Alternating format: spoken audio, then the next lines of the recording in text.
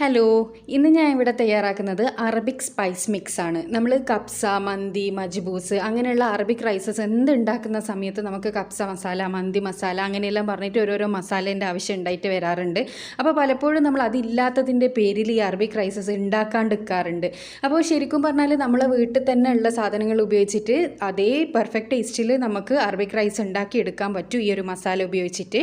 അപ്പോൾ ഈ Arabic spice mix എങ്ങനെയാണ് തയ്യാറാക്കുന്നത് എന്നുള്ളത് നമുക്ക് വീഡിയോ കാണാം.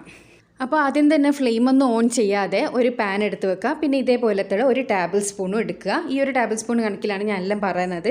ഒരു ടേബിൾ സ്പൂണ് പെരിഞ്ജീരകം എടുക്കുക, അര ടേബിൾ സ്പൂണ് ചെറിയ ജീരകം, ഒരു ടേബിൾ സ്പൂണ് പട്ട ചെറിയ കഷ്ണമായിട്ട് പൊട്ടിച്ചിട്ടിട്ടാണ് ഒരു ടേബിൾ സ്പൂൺ എടുത്തത്. പിന്നെ വേണ്ടത് 2 ടേബിൾ സ്പൂണോളം ഡ്രൈ റെഡ് ചില്ലിയാണിത്. സാധാരണ നമ്മൾ ഉണക്കമുളകാണിത്. സാധാരണ പാപ്രിക്കയാണ് ഇടാറ്. പാപ്രിക്ക എല്ലാവരുടെ അടുത്ത് അവൈലബിൾ ആവണമെന്നില്ല. അതിൻ്റെ സ്ഥാനത്ത് ഇത് 2 ടേബിൾ സ്പൂണ് എടുത്താൽ മതി. അതായത് ഞാൻ ചെറിയ ഉണ്ടമുളക് എടുത്തത്. മറ്റേ ഡ്രൈ റെഡ് ചില്ലി ആണെങ്കിൽ ഒരു 5-8 എണ്ണം എടുത്താൽ മതി. പിന്നെ ഞാൻ അര ടേബിൾ സ്പൂണോളം ഗ്രാമ്പു ഇട്ട് കൊടുത്തിട്ടുണ്ട്. അതേപോലെ തന്നെ 2 ടേബിൾ സ്പൂണോളം മല്ലീൻ്റെ സീഡാണ് ഇട്ടത്.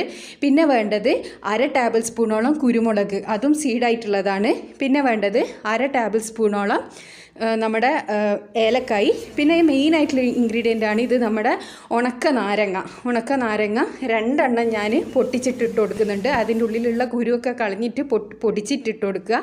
പിന്നെ അര ടേബിൾ സ്പൂണോളം മഞ്ഞൾപ്പൊടി. ഇനി ഇതെല്ലാം കൂടിയിട്ട് നല്ലോണം ഒന്ന് ചൂടാക്കിയെടുക്കണം. അപ്പോൾ ഇപ്പം ഞാൻ ഫ്ലെയിം ഓൺ ചെയ്തിട്ടുണ്ട്. ഈ ചൂടാക്കി എടുക്കുക എന്ന് പറഞ്ഞാൽ നമ്മൾ ലോ ഫ്ലെയിമിൽ ഇട്ടിട്ട് ചെയ്യണം കേട്ടോ. ഇത് കരിഞ്ഞു പോകാൻ പാടില്ല. മസാല കരിഞ്ഞു പോയാൽ അതിൻ്റെ ടേസ്റ്റ് മൊത്തം മാറും. അപ്പോൾ ഇതിൻ്റെ മേലേന്ന് ഒരു ചെറിയൊരു പുക വരുമ്പോൾ തന്നെ നല്ലൊരു മണവും വരും. ആ ഒരു സമയത്ത് ഇത് ഓഫ് ചെയ്ത് വെക്കുക.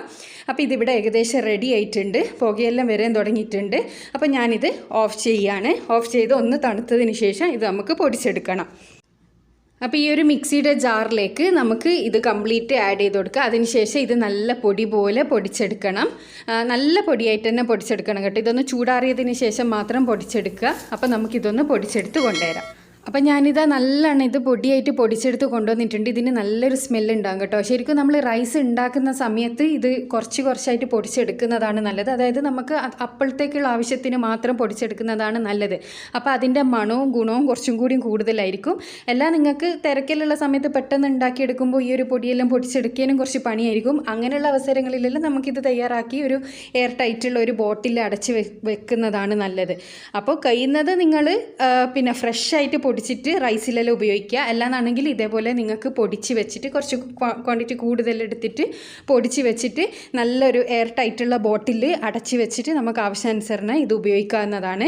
അപ്പോൾ നമുക്ക് കപ്സ ആയാലും മന്തി, മജ്ബൂസ്, അതേപോലെ തന്നെ അത്യാവശ്യം ചിക്കനിലെല്ലാം ഇത് ആഡ് ചെയ്താൽ നല്ല ടേസ്റ്റിയാണിത്. അപ്പോൾ എല്ലാവരും ഇതൊന്ന് ട്രൈ ചെയ്ത് നോക്കുക. എന്നിട്ട് നിങ്ങളുടെ അഭിപ്രായം അറിയിക്കാൻ മറക്കരുത്. ഇനി അറബിക് സ്പൈസ് മിക്സ് ഇല്ലാത്തതിൻ്റെ പേരിൽ അറബിക് റൈസസ് ഒന്നും ഉണ്ടാക്കാണ്ട് നിൽക്കണ്ട.